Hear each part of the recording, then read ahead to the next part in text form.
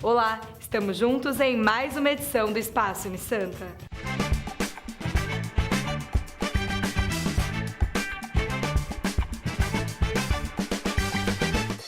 No Cá Entre Nós desta semana, mais entrevistas que fizemos durante a terceira edição da Tarrafa Literária. Hoje a conversa é com a jornalista Adriana Carranca, repórter do jornal O Estado de São Paulo. Pelo veículo, ela foi correspondente no Irã e no Afeganistão e tem muitas histórias para contar. Olha só!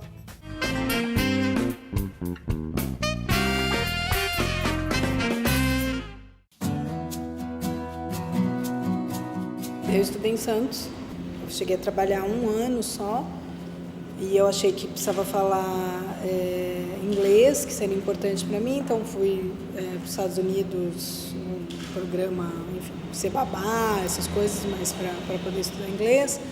Voltei aí em São Paulo, passei por algumas revistas femininas, passei pela Vejinha, né? E aí agora eu estou no Estadão há 9 anos. No Estadão eu comecei notícias locais, que acho que foi super importante para mim, porque o personagem está aqui na esquina. Essa editoria é a melhor editoria para você aprender a fazer reportagem de campo. Não tem como você fazer notícia local sem ir na notícia, né? Então, acidente, desde acidente aéreo, incêndio, rebelião na FEBEM, rebelião em prisões, tudo isso eu cobri. E aí isso acaba sendo meio a sua base para qualquer outra editoria. Eu achei que eu precisava de uma base para entender melhor as questões sociais, que eram coisas que eu gostava de cobrir. Eu fiz mestrado em Londres, em políticas sociais, com uma bolsa que eu ganhei, e lá é que eu comecei realmente a abrir a minha cabeça para um mundo. Eu fui para o Egito enquanto eu estava estudando lá, eu tive logo depois no Irã, conheci pessoas que trabalhavam em áreas de conflito, porque esse curso especificamente do mestrado, que era políticas sociais, quem estudava eram pessoas que trabalhavam para a ONU, ou para a Cruz Vermelha, ou para organizações humanitárias várias, então comecei a conhecer esse meio, que era um mundo muito distante para mim, né? A gente não tem a tradição de jornalismo de guerra no Brasil, até porque o Brasil é um país pacífico, que agora é que tem uma missão no Haiti, mas a gente raramente tem nossos militares envolvidos, né, em conflitos internacionais.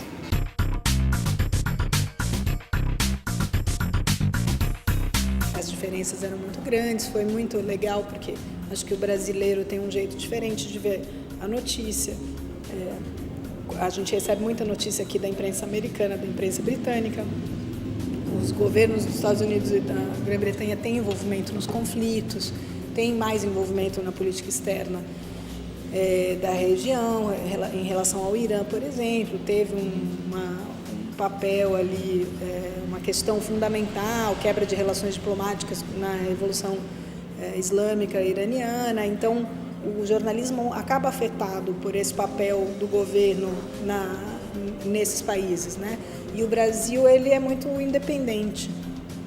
E o brasileiro tem um outro jeito de se emocionar mais, talvez por ter sido um país em desenvolvimento ou subdesenvolvido por muito tempo, a gente também se preocupa talvez mais com as questões sociais. Então, acho que tem essa vantagem de ter o olhar de um jornalista brasileiro nesses lugares tão diferentes, como o Irã, como o Afeganistão.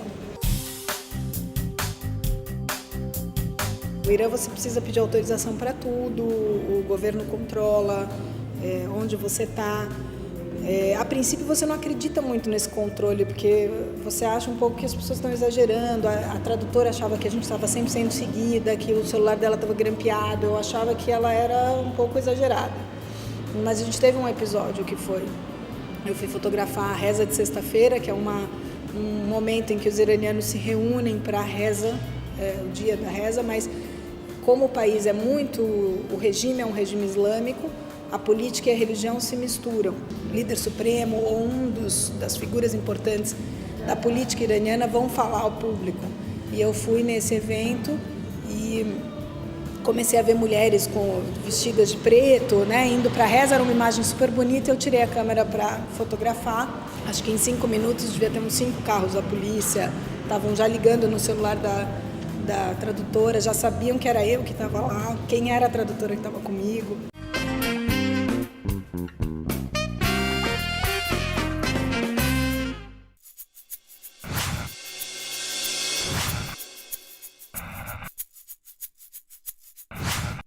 No século XIX, o Rio Grande do Sul lutou pela proclamação da República no Brasil.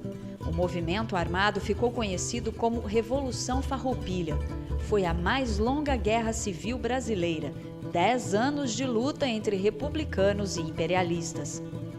Nesse importante capítulo da história tupiniquim, um certo general estrangeiro foi peça-chave. Giuseppe Garibaldi, conhecido como Herói de Dois Mundos, participou de conflitos na Europa e na América do Sul. Antes de se tornar guerrilheiro, seguiu os passos do pai e entrou para a Marinha Mercante. Mas a sede por aventura o levou para mares mais revoltos. Trabalhava transportando laranjas quando conheceu Giuseppe Mazzini, um revolucionário que lutava pela unificação da Itália. Começou então a flertar com o socialismo. Logo se engajou no movimento armado, mas fracassou. Foi condenado à morte, fugiu e se exilou no Rio de Janeiro. No Brasil, conseguiu um barco e, em poucos meses, decidiu combater na causa farroupilha. Um dos fatos marcantes da batalha foi a tomada de Laguna, em Santa Catarina, juntamente com o coronel Davi Canabarro. Durante a ocupação, conheceu Ana Maria de Jesus Ribeiro, Anita Garibaldi. Apaixonaram-se, se casaram e passaram a lutar juntos. Já na Europa, o casal foi perseguido por exércitos de vários países e tentou fugir. Anita estava grávida e doente. Morreu no parto junto com o 5º filho do casal. Por anos, Garibaldi seguiu a missão de combater tiranos, sempre à frente de grandes batalhas. Na velhice, se refugiou numa pequena casinha numa província italiana com paisagem de cartão postal, onde morreu em 1882.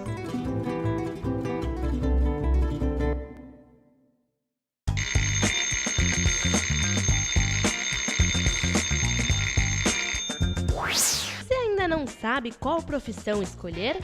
A 20ª edição da Feira de Profissões da Unisanta pode ajudar. A feira acontece no dia 5 de outubro, das 9 da manhã às 4 da tarde. Os participantes podem interagir com profissionais de todos os cursos oferecidos pela Unisanta, visitar estandes, conhecer laboratórios e clínicas e participar de palestras. Mais informações no site www.unisanta.br/feira de profissões. O endereço da Unisanta é Rua Oswaldo Cruz, 277. A entrada é gratuita. Vale a pena conferir.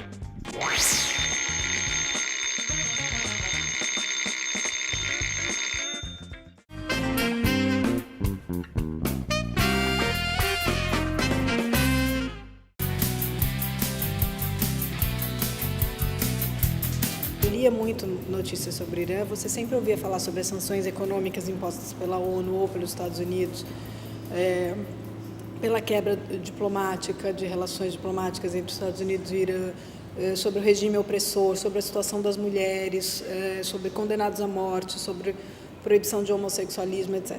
E eu imaginava que chegaria num lugar, então, destruído, isolado, ultraconservador, etc. E aí eu descubro uma população super alegre, num país desenvolvido, placas de rua em farsi, todas traduzidas para o inglês, placas de curso de inglês e de curso de espanhol, propaganda de lojas como Benetton e outras marcas de roupa.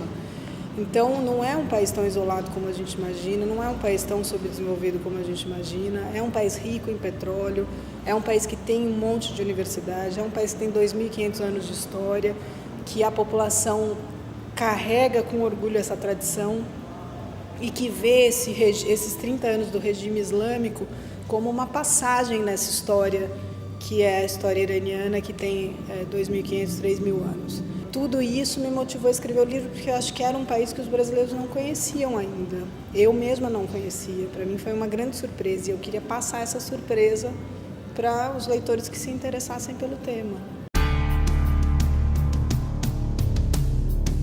Por causa da experiência do Irã, eu imaginava que o Afeganistão fosse mais ou menos assim. Eu imaginava que as notícias que chegavam dos Estados Unidos e da Europa fossem um pouco exageradas, até porque são países muito desenvolvidos, muito ricos, né? A Europa já é um continente antigo e que teve seu tempo de se desenvolver, e aí eu achei que o olhar deles sobre o Afeganistão pudesse estar enganado. E não estava, é um país realmente miserável, afundado em conflitos que não são conflitos afegãos. O que é cruel da guerra no Afeganistão é que nunca ela teve a ver com os afegãos. Foram os russos que invadiram o Afeganistão em 79. Depois, os países do Ocidente queriam combater o avanço do comunismo, então armaram as milícias afegãs para combater os soviéticos. E aí foi isso que acabou dando espaço para o surgimento do Talibã. Não teve nenhum afegão envolvido no atentado do 11 de setembro, era um árabe, que era o Bin Laden. Ele simplesmente estava no Afeganistão, mas ele não era afegão. Ele só estava no Afeganistão porque em algum momento ele foi chamado para ajudar na Jihad, que era aquela guerra que foi dada pelo próprio Ocidente como uma conotação sagrada, religiosa, para poder combater os soviéticos, que eram laicos, os comunistas. Então, nada tinha a ver com os afegãos. Eles estão sendo vítimas de um jogo da política externa internacional que, por acaso, o tabuleiro está lá. Eles têm 1,5 milhão de viúvas, eles têm 4 milhões de refugiados, eles têm 82% da população analfabeta, eles não têm acesso à energia elétrica. Eu estou falando de 2011, 10 anos de ajuda estrangeira e presença de estrangeiros no país. Acesso à educação feminina melhorou um pouco, então a gente talvez veja alguma mudança nesse analfabetismo mais para frente. Mas acesso à saúde, por exemplo, taxa de mortalidade. O Afeganistão é um país de jovens, porque as pessoas morrem antes de envelhecer. Ele tem a expectativa de vida de 44 anos. Em 2011, 30 bilhões de dólares depois. E amanhã a entrevista é com o escritor Fabrício Corsaletti. Não perca!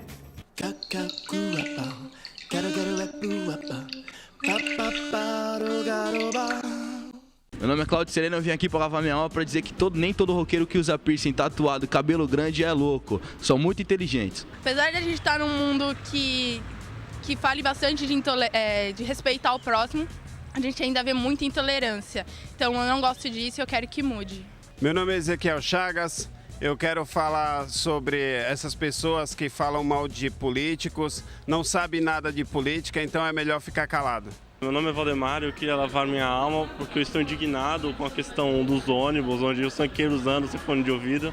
Inclusive eu gostaria de levantar uma campanha do um fone de ouvido a um funkeiro e tornar esse mundo melhor.